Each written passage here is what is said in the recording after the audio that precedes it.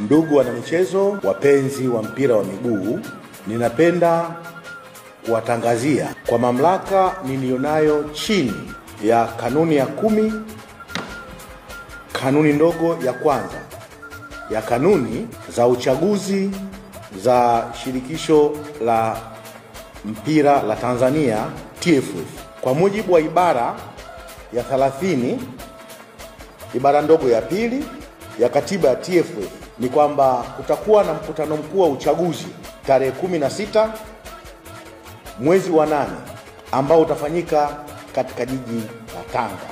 Moja kati ya ajenda zake ni uchaguzi wa nafasi ya kupata rais wa TFF, lakini pia uchaguzi wa wajumbe wa kamati tendaji ama ESCOM. Nafasi ya rais wa TFF ni moja na kamati ya wajumbe tendaji ni nafasi 6. Kwa mamlaka niliyopewa kwa niaba ya wajumbe wa kamati ya uchaguzi, ninatoa tangazo rasmi kwamba kuanzia tarehe 16 mpaka tarehe 20 mwezi huu wa 6 itakuwa ndiyo tarehe rasmi kwenye sifa na vigezo kwa mujibu wa kanuni za uchaguzi na katiba ya TFF.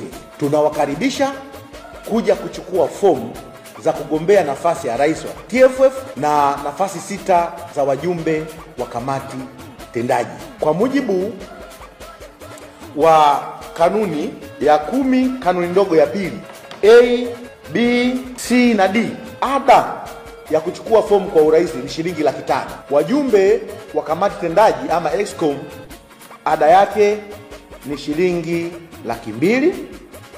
Fomu zitapatikana kwenye ofisi za makao makuu ya shirikisho la mpira Tanzania, lakini pia zinaweza ukazipata kupitia kwenye website ya TFF kuanzia tarehe 16 mpaka tarehe 20, na malipo yote yatalipwa kupitia kwenye akaunti za benki za TFF.